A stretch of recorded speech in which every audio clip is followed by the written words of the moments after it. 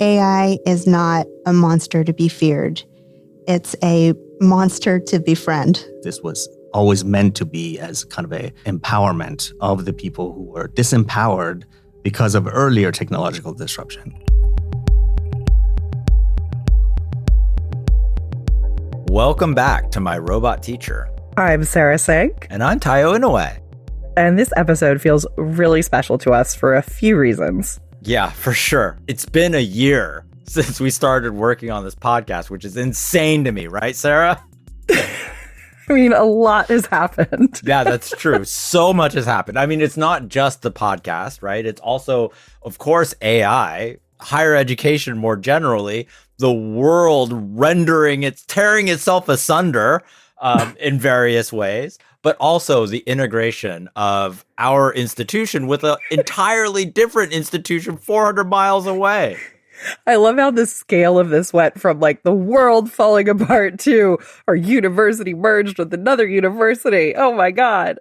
Priorities, Sarah. So a bit of context for new listeners. Taiyo and I are professors on a small campus formerly known as Cal State University Maritime Academy, which just last summer integrated with Cal Poly SLO. And so when we were working on the very first episode of this podcast last spring, both of us were simultaneously trying to make sense of a ton of uncertainty about what the integration would mean and what it would be like to be part of a new university community and meet new colleagues who, let's face it, didn't have a choice in whether or not they actually wanted to work with us.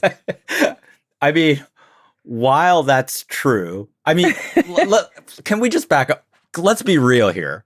We are pretty delightful, aren't we? So they're kind of lucky to have us. And honestly, you know, for the most part, our new colleagues at Cal Poly have really welcomed us with open arms.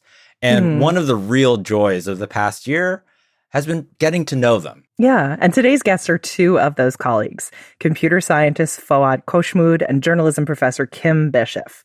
Kim is a journalist turned educator, and Foaad is one of the architects behind something called the Digital Democracy Project, which uses AI to help journalists like Kim and the public track legislative proceedings and make them more transparent. This project started in 2015 at Cal Poly's Institute for Advanced Technology and Public Policy, and then was relaunched in 2023 as part of a partnership with CalMatters. And you can find out more information about it at digitaldemocracy.org. Right. And you know, what we love about this project is that it offers such a concrete counterexample to the idea that all AI is good for is slop, right? It offers a kind of positive vision for AI in higher education, which is really desperately needed right now because the vibes are so off. You know, that kind of positive vision, you know, we're all about that here on My Robot Teacher. Yeah, at least on our optimistic days. Let's get to the interview. Please enjoy our conversation with Foaad Khosmood and Kim Bisheff. It's so great to see you both again. So to start us off, could you each introduce yourselves briefly and tell our audience a little bit about what draws you to AI? I'm Kim Bisheff. I'm an assistant professor of media innovation in the journalism department at Cal Poly SLO. And I lead the media innovation program here. I've always been interested in the intersection of news and tech, you know, how we can solve news and information problems with emerging technology. I'm Foaad Khosmood. I'm a Forbes professor of computer engineering here at Cal Poly. My area is AI and natural language processing. I've been lucky to be part of projects that could take advantage of both. So I've been doing that since I basically went to grad school, which is about 15 years ago. Wow. So you've been in the game for a while. Yeah.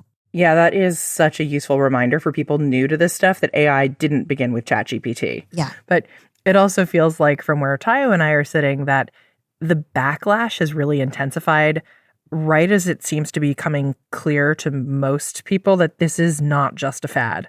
I'm curious, if you're both noticing this too. I'm hearing a lot of that too from students, from community members, just this kind of knee-jerk reaction to, ooh, AI is bad. And I think what they're really saying is, I don't actually understand what this is. It's a big change. It's got a lot of scary elements. I'm just going to, close my eyes and hope it goes away. And I think nobody is served by that. But I'm hoping in this conversation we can focus on some of the ways that by leaning in, we've discovered that it can be really more useful than scary. Yeah, I think there's just a lot of anxiety because it is kind of I hate to use the cliche, but disruptor. Honestly, though, maybe from my perspective, which I'm not just hearing from professors, I'm also hearing from technologists and AI experts and so on. It seems actually a little more reasonable now compared to what it was 2 years ago, because people, and I don't know if you remember, people were talking about like Skynet and should we pause all development for 6 months? And I think it is, like I said, it's a big disruptor and people are kind of slowly coming to terms with it. Definitely. And to a certain extent, having an extreme reaction to new technology, like really major shifts in the media landscape, is as old as media itself. People panicked when the printing press came to be. There was a major panic with radio and then TV and, of course, the internet, social media. And here we are again. So I think that initial reaction of, oh no, this is really scary and new, and we can see a whole lot of downsides, is an era that we just have to travel through, and hopefully we'll come out the other side, figuring out what's good, what's bad, what's ugly, how we can shape it to be the best version of itself. Yeah, that's such a good point, because I really do think that the future, there are small things that we can do today that will have a dramatic effect on how this whole story plays out. Like small nudges that we can make now to the trajectory of how this thing spools out into the future are going to have very, very large effects down the road. So I think that's such a great point. But one of the reasons that we wanted to talk to both of you is that you're both involved in this project that we think is really doing good in the world. Can you tell us a little bit more about the Digital Democracy Project and how you came to be involved in it?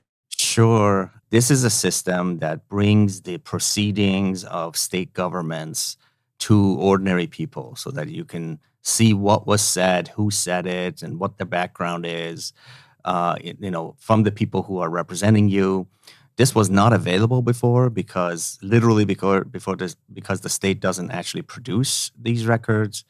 And secondly, it's just too difficult for ordinary citizens to go in and try to keep up with all these, very technical, sort of legalistic and government processes. We started out just try to bring this to the masses, so to speak, so that the people could be more aware of what their elected representative is doing at the state level. At the federal level, actually, there's more transparency, ironically. It's the state level that's kind of missing in transparency. And then we shifted recently, last few years, to targeting journalists, because we figured that journalists are the people who've traditionally been tasked with bringing this valuable information to the people and making their job easier and enabling them to cover things that they couldn't do before. That's kind of what the tool focuses on now.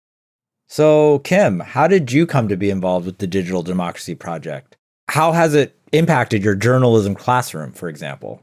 Yeah. Well, first, I want to make it clear that I had no role in the development of this amazing product. That was Dr. Khosmood and his team, and I'm just constantly in awe and appreciation. But as soon as I found out about it, I thought this is an incredible tool to help reporters and also to use in the classroom to help train our students. The reality is the students who are graduating with journalism degrees today are entering a news ecosystem that's very different than the one I grew up in. They don't have robust reporting staffs in local newsrooms anymore. If you are an entry-level journalist, it's possible that you're going to be covering government and education and breaking news and business and all of it all in 1 week. So the reality is that local news organizations just simply can't afford to have a physical reporter in Sacramento keeping eyes on the state legislature. So this becomes such an incredibly powerful tool for journalists, because it means that even though they don't have physical eyes in the room, they have an opportunity to know exactly what their legislators have been up to. They have benefit of searchable summaries and a newsletter that alerts them when one of their local representatives has done something newsworthy. And teaching students to use these tools in the classroom is an exciting opportunity because it'll give them additional value in an increasingly competitive job marketplace. One thing that strikes me listening to Kim describe this is how concrete and practical this particular use case is. And yet broader public conversation about AI still seems to treat it as either like magic or apocalypse, and also as though it just arrived yesterday. So, Foaad, given your experience in this field, can you help us contextualize the longer history of AI? How did we get here? I've personally almost given up on trying to correct this notion of what AI is, because I just have to surrender to the popular will on this. But I mean, I graduated with a PhD in AI, natural language processing, back like in 2012, and the field was already 50, 60 years old back then. Right. For someone to tell me that like, hey, AI just showed up in 2023, and now is like controlling everything is almost like an insult. It's like, what do you think I was doing this whole time? No, I mean, AI has a long history. The general definition is much broader than what we're looking at right now in large language models, which is a very, very particular statistically driven generative version of AI. Before that, we've had all kinds of AI, and they're still going on because they have different uses and so on. All the way back, really the field started with Alan Turing from, the Imitation Game.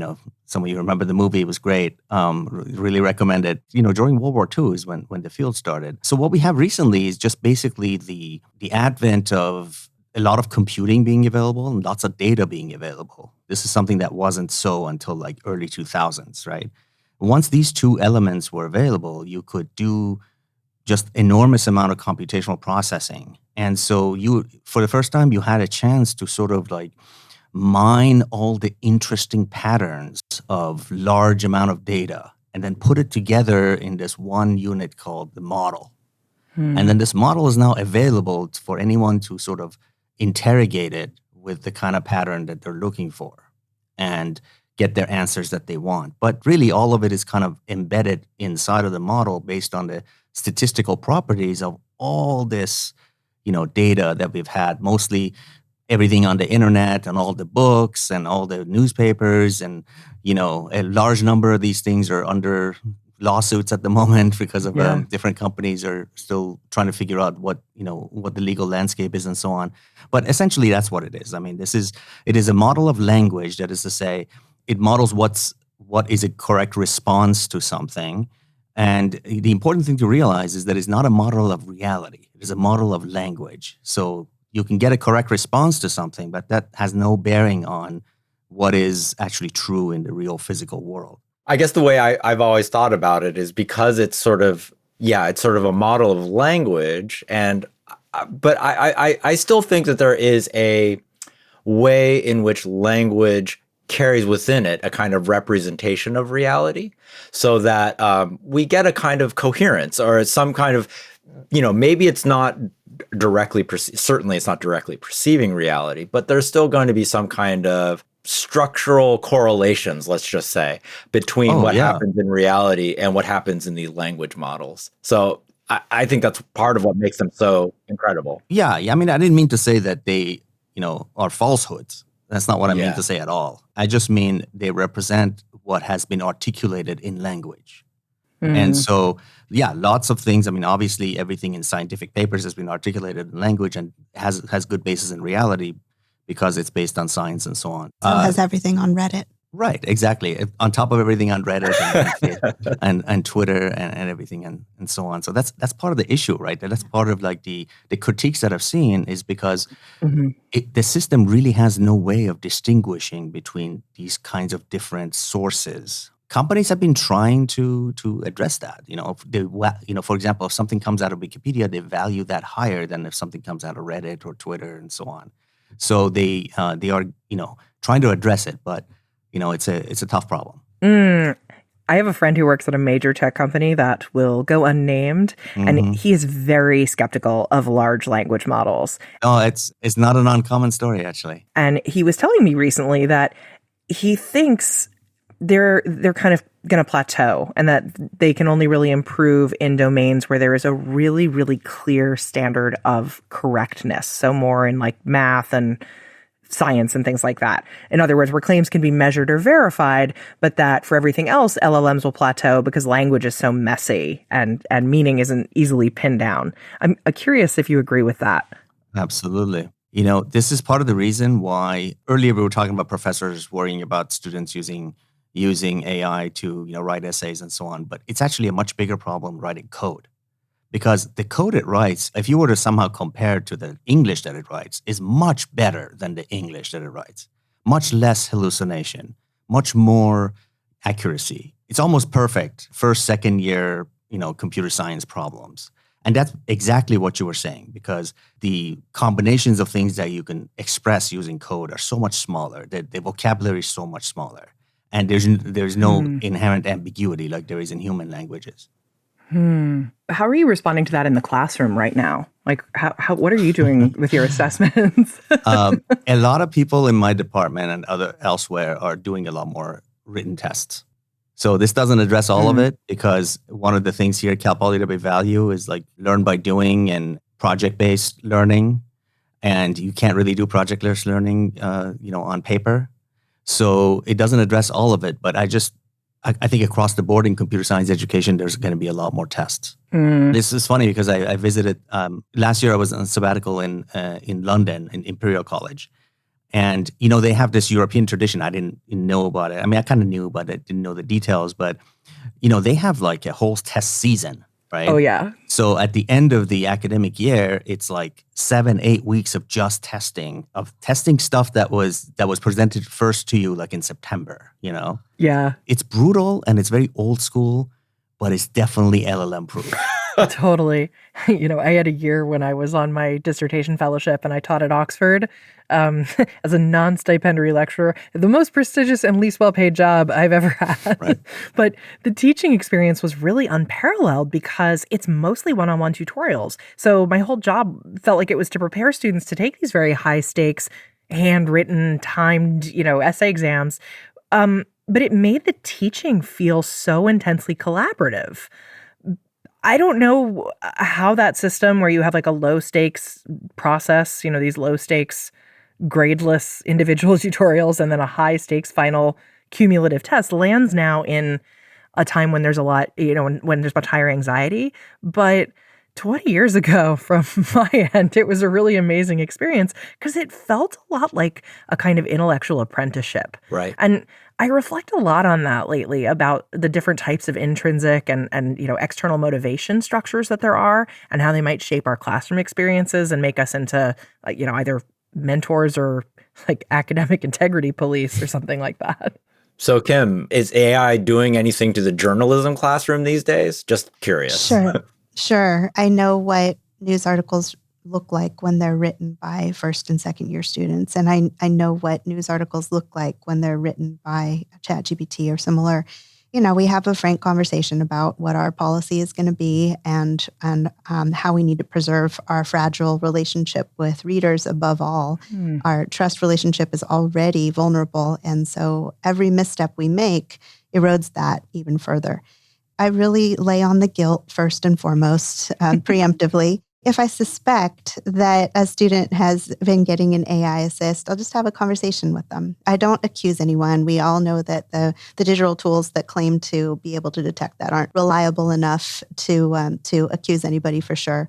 But if I have just a gut instinct that something's amiss, then I'll just say, help me understand this topic that you're covering. Talk me through it. And I'll ask about the most nuanced piece of whatever the story is that they're reporting on. And I'll give them the opportunity to get to a place where they say, okay, I don't really understand that either. It happens a lot. And it's a really great teaching opportunity that exists in an environment where there's no accusation, there's no negative interaction. It's them realizing that the tool they thought they were using to help them get ahead is actually holding them back. And so it opens this up for the possibility of, okay, so what can we use this for that is going to help us move in a positive direction? Right. That's going to help us serve our audience better, because that's what everything we do is centered on. And that isn't going to damage that fragile trust relationship we have with the people who we depend on for a future of our industry. I really love that, Kim, because it shifts the motivation from fear of punishment to responsibility to an audience. And that's a very different kind of extrinsic motivation than a good grade. And I think pedagogically, that why that you're giving them is so much stronger because it hails them as good journalists. Sorry, we're doing interpolation this week in critical thinking. But you're not just telling them, obey the policy. You're inviting them to become the kind of journalist who protects readers' trust, which seems to give them a reason to care even if nobody's watching. Let's go back to digital democracy. I'm thinking about the kind of intrinsic motivation that comes from presenting a journalism student with a tool that gives them access to something no human reporter could do alone, like track every legislative meeting and transcribe it, index it, find patterns across all that material. What does that look like in practice? And I'm also wondering if you could talk about what guardrails you've put in place to have AI assist with or do that process. Yeah. So with the main product that we have, tip sheets, digital tip sheets, AI tip sheets, that is geared towards basically gaining insight from government hearings and help you put that in context by just bringing in all kinds of like background information that you may not be aware of. Technically, you could have done this on your own. Nothing here is invented or coming from a source that didn't exist before. Everything is from primary sources. So you could have just spent like a week trying to like look at everybody's votes in the last year and look for patterns and things like that. This tool kind of does a lot of that for you. The main guardrail that I think that we have here with the product, at least with journalism, is that it doesn't actually produce text that goes into the product, into the article is what I mean. So it helps you write the article. You can interrogate it. I kind of look at it as more like a Google-like tool where you can see Google with the additional AI, where you can kind of get some insights and then you use that to write the story. And then you also have to make sure that everything is correct and everything's from your point of view before you publish it. Now, up until very recently, we had no actual LLM into the product. So everything literally was 100% from the database that we had. And of course, oh, wow. So things were things were using AI to, create summative sentences and such from real records that came from the legislator and from the transcripts and stuff that we produced. And of course, all of those things, like even in the human world, are prone to some error, like some human error, like things may have been written down wrong and so on. So that's always there. We need people to double check that stuff anyway. But there was no sort of like LLM coming in and kind of trying to produce like a point of view that may not have existed before. We did start incorporating LLMs in a few areas. One of the areas is like a bill that could be like 60 pages could be summarized. And this is one of the most important areas that everybody uses LLMs for. So that's all in there with a huge disclaimer saying that, hey, this was done by a large language model. Please double check your work when you're publishing it. So I would say our main guardrail, unless you have some other kind of guardrail in mind, is that it is still a tool to a human, and a human has to write the story. I think the guardrail I was thinking was more like if I think about the kind of ad tech environment and news stories that are promoted by like Apple News or social media, and it's like, how do you have artificial intelligence determine what is a good news story or something that is tip worthy? What determines what gets recommended to the humans in the loop? I can't speak to the technical elements, but I know that on the receiving side, that's something that's hugely useful to journalists. It takes all of the information, and I know that the programmers behind it have created a system of recognizing what's newsworthy. Like how do you come up with a program for what is newsworthy? And so I got to sit in on some presentations by graduate students who spent their entire dissertation process looking into one tiny element of determining newsworthiness in terms of being able to communicate that to journalists. And it's fascinating how much work goes into every little piece of it. And in terms of guardrails too, we always have to recognize that this is a starting point for reporters. It's not an end point. So, the cliche is you have to keep a human in the loop.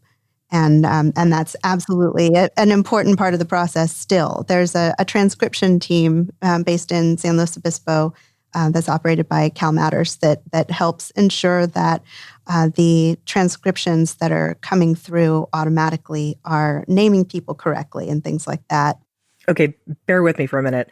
So it seems to me that there's a really big difference between a public interest tool built by experts who are explicitly trying to build criteria for newsworthiness and an ad tech system optimized to show me whatever is most likely to keep my eyeballs glued to my phone screen. But it also seems like in both cases, some entity is making judgments about salience, like what information gets, foregrounded, what gets pushed to the background, what counts as important or unimportant. And that still seems to me pretty fraught. Maybe not as fraught as the totally opaque Apple News algorithm that, gives me more guilty pleasures for doom scrolling than serious public interest reporting that I should probably read. But it's still fraught because somebody or something is deciding what matters. And that's making me think a lot about how we summarize things. Like, I think I'm just preoccupied by this idea right now because I'm using LLMs in my classroom right now to show students that even the selection of information involved in summary is not neutral. And it's amazing to be able to use ChatGPT and say, summarize this, don't manipulate any of the information, but rather just pick what stands out with in a way that accords with some ideological framing. So it's awesome to be able to show them how much even a simple summary or a simple way of picking out important information can be very ideologically charged. So that's just another thing I'm thinking about when I'm, considering the guardrails in place for accuracy. Absolutely. You're 100% correct. I mean, literally in summary, you're leaving out information. That's the whole point of summary. And that is a biased political, process. So you're 100% correct. We use summary in the classroom, usually Claude, because I found it to be a little bit better at that. But we use summary in the classroom to help students get to a starting point for asking questions about really dense, jargony documents. So for instance, if public affairs reporting students are covering a city council meeting for the first time, and they're trying to understand what the housing element is or what a general plan is, or, just navigate all the jargon that gets them to the point where they can kind of understand what's being said at a meeting that they're trying to cover. That's a really useful tool.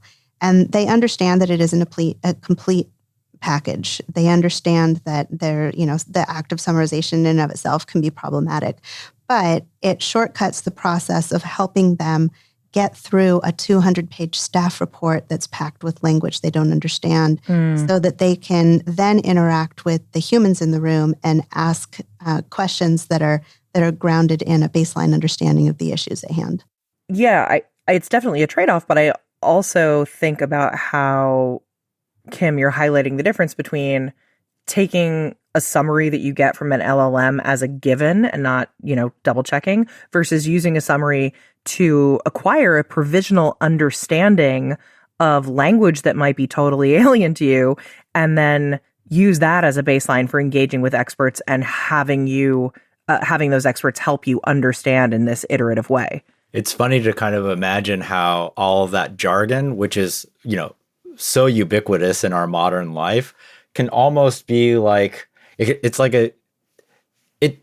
an enemy of transparency. It's like we can't have daylight on some of these really important issues that happen at the state and local level just because it's shrouded by all of this jargon that nobody knows, nobody understands, and nobody has the time in their life to really get down and dirty with. But now I think maybe with AI, hopefully, AI assistance, we can maybe turn the spotlight on some really important community issues. That's amazing. I totally agree. And one example I want to point to is these license agreements, like software license packages. They're almost they're designed not to be understood, right? That's the point. So AI has been helping a lot with that. I totally agree. That is an example of like a liberatory, kind of function that AI has. Yeah. They force me to lie every single time when it says I've read and agreed to this agreement or to this contract. Like I'm lying. I didn't read that. No way. I scrolled through it in about 3 seconds to find the box, and then I checked it and I said I'm going to move on with my life now. But yeah, and so that's a great idea for a media innovation product, a plugin that when anytime one of those contracts pops up on your screen, it can give you a summary, a distilled summary of what actually are they asking me to sign off on before I check this box and pretend to have read it. Speaking of checking boxes and pretending you read, I feel like the real challenge in teaching right now is getting students out of that passive mode and into something more active. Right. Cal Poly's motto is learn by doing, as we know.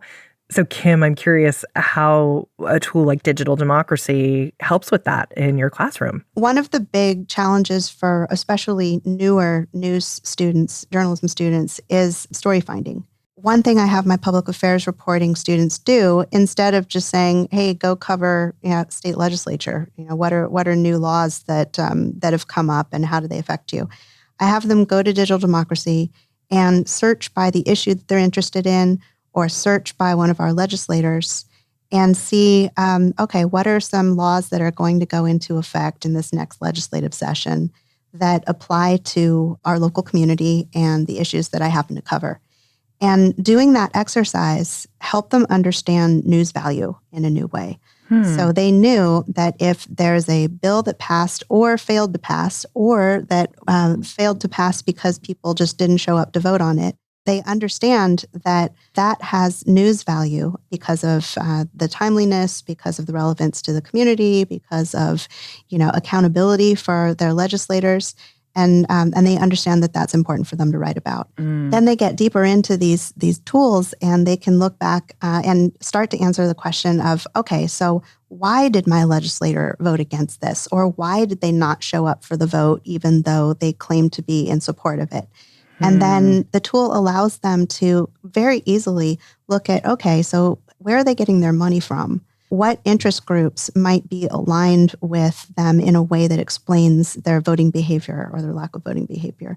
And that's when I see, the light bulb go off, and all of a sudden there's this magical moment of, oh, I have access to not just how did they vote, not just what did their press office tell me about how they voted, but what are the underlying motivators that I wouldn't have had access to otherwise? That's when it gets really exciting. So accountability, when I was talking about digital democracy doing good in the world, that's one of the things I was thinking about. Like, it seems like it is a lot harder to be a corrupt politician when you have this kind of oversight and grassroots oversight. Yeah, absolutely. This is something that that Kim just pointed to, kind of about people not showing up and having their vote count as a no still, and not having to be on the record with a no. Yeah, that's something that's kind of raised a lot of dust when CalMatters wrote about it because of digital democracy. And there's discussions in the legislature right now about changing that, like reforming that whole thing. And I feel like that's an awesome impact if it does happen. That's incredible. Wow. I love that. I hope too, that's such a concrete example of people who are skeptical of sort of human collaboration with AI enhanced work, that it's not, that to me is such a beautiful concrete example of something that is not an outsourcing, but is rather an enhancing of what someone can do. For sure. And Dr. Khosmood isn't going to brag about this himself, so I'm going to have to brag for him. But the reporting that went into that realization and the underlying technology won an Emmy for both the reporter and for Foaad. It's not why. What? So we are in the presence of an Emmy winner? Oh my goodness. What an honor. That's incredible. Big group effort.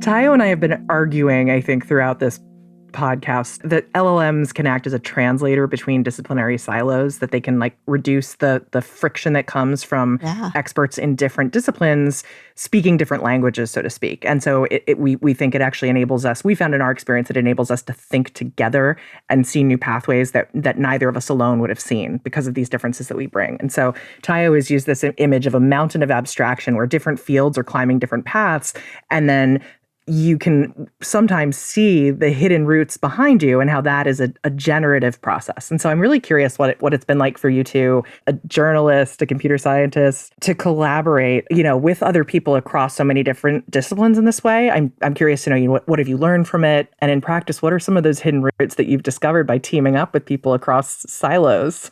Well, one of my favorite use cases these days is the emergence of vibe coding as a prototyping tool. And I love it because it allows journalists in particular to not just talk about the kind of problem-solving idea they have, but to make a rough sketch. And so in my media innovation class this week, we were taking the product solutions that they'd come up with, entering them into Claude artifacts.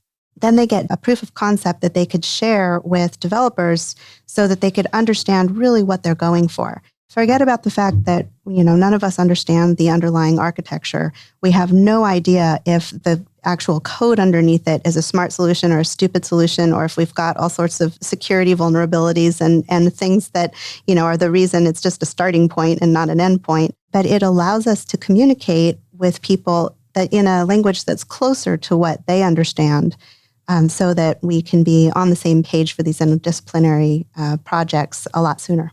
Yeah, that's a great example. I feel like a lot of coders or developers are kind of cringe when they hear vibe coding, but I just think I just think they have to get over it because it really makes the tools so much more accessible. And at the stage of a prototype, there's really no danger of like issues with security and stuff like that. Whether or not you're going to incorporate that into a real product, that's a different story. But I completely agree with you. Another thing that maybe from a perspective of a technologist that might be having to deal with data, one of the projects I'm involved in at the Institute for Advanced Technology looks at old Spanish colonial era records. And we're trying to build a tool that works with those records that kind of makes sense and makes family trees out of them, that also would work with other records. But those records are tiny by like data processing or data science standards. And it's like, found myself the other day thinking, I wish I had 1 million records like that. Where can I get that? It's like, I can actually get that manufactured out of, very realistic versions of it using AI so that I can do my testing to see that my code works for something bigger so that later when I do it for real, it's going to work. I'm thinking about something Safiya Noble said when we spoke to her, that people who don't understand society have no business engineering technology for society. And what's striking about this project is how it brings together social, technical, humanistic expertise. Were you always drawn to that kind of public interest technology and interdisciplinary work? I personally was very much always into interdisciplinary work. I just think is most important. And I just in general, I'm just a political person, and I'm always drawn to journalism and politics for social good. So yeah, that is true. It's been with me for a long time. And I think it's like that with Kim as well. Yeah, I think at a time when tech bros have a negative reputation, it's important to be aware of situations like this where, people with the superpower, with these coding skills are really laser focused on using them to make the world a better place, to solve problems in news and healthcare and, whatever real world problems are out there, and not really just focusing on the profit motive, which is the reputation of the industry at large, unfortunately.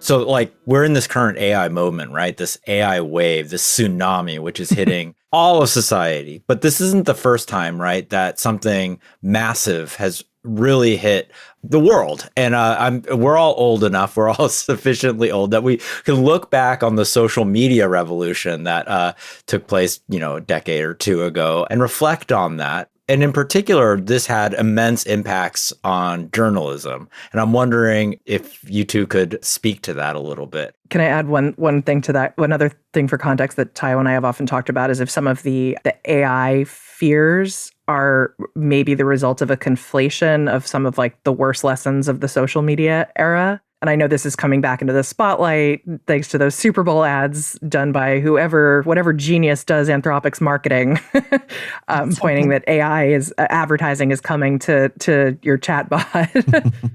If things that are driving the fears are actually related to social media, and then what lessons have been learned from the social media by the tech industry that you see being implemented? Where to start with this one? Yeah, it's a long story. Yeah, it's a big one. Maybe I'll back up a little bit to an earlier disruptive era when the World Wide Web came about. And when I was coming up in journalism, I actually got my big break because I happened to be working as an intern at a magazine when they brought their content online. It's a national magazine. The attitude around the newsroom was one of, this technology is kind of meaningless. We're just going to put up all of our content on there and give it away for free. And by the way, it's not worth our time, so let's let the intern deal with it. That worked out very well for me. It didn't work out very well for the news industry. So I think that, that early wave was very much one of underestimating the power of technology and the opportunity to shape how it developed. We know now in hindsight that putting our content online and thinking of it as just a marketing opportunity or an add-on and giving away our business model was a mistake. And so then, we learned something similar with social media. We thought, well, we need to go communicate to where our audiences are. And when Facebook says it's prioritizing news, then sure, we'll give them our content. We'll make partnerships with them. And then, of course, as soon as the wind changes, that, entire industries are disrupted and entire newsrooms are turned upside down because Mark Zuckerberg changed his mind about whether news was going to be prioritized in a way that's no longer profitable. So I think that some of the concern around AI from that standpoint is around, like, we've seen this go very badly before. And I think it's smart to go back and think, too, about what went wrong in terms of how this technology that had potentially great use cases was turned over to individuals whose priorities were not aligned with accuracy and the values that we would like to see in a development like this. So the idea of social media, the idea of creating a platform that makes it really easy to share information, I mean, that's great. But the distribution of that information, when the value that's guiding it is engagement and not accuracy, that's where the problem is in place. So if we can kind of take the lesson that we learned the hard way through social media and figure out how to shape some of these tools so that they align with values for the public good instead of the private pocket, then I think that there's a lot of potential to do right in an area where we made terrible choices the first time around and handed over control of those platforms, to people whose values were not aligned with the common good. I think it's absolutely the correct way to think about this, to go back to the original disruption. I feel like we just kind of made a deal with the devil, like early on, sometime in early 2000s, by saying that our pattern of life is something that could be commodified and sold for ads and all these things without any expectation of any actual return, authors and journalists, but then pretty soon it was just people clicking and liking things, and all that was being mined, and nobody really asked, people weren't in a position to really understand what was happening. And this made a lot of people a lot of money. By the time 2015 showed up and we were looking at the first version of digital democracy, there was already a lot of devastation due to all this. And the disruption to journalism had already happened. And lots of companies had already gone under consolidation because of the ad revenue had gone away and so on. And because of that, people pulled all their reporters from state capitals.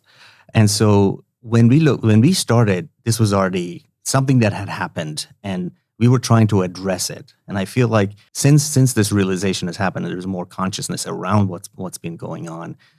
I hope that people are just a lot more cautious and a lot more deliberate about their relationship with technology. And this is the foundation based on which I think we kind of embarked on digital democracy, because this was always meant to be as kind of a empowerment of the people who were disempowered because of earlier technological disruption. Right. That's really beautiful. That's amazing. As we wrap up, I've got one more question for you. What do you wish people knew about AI? I would say AI is not a monster to be feared. It's a monster to befriend. If we hide from it, then it's going to grow and develop on its own terms. And it's important for us to lean in and really understand its motivations and get to know the technology so that we can help shape the best version of it and help protect ourselves from the worst version of it. Beautifully said. Great note to end on. Sarah, what are your takeaways from that conversation?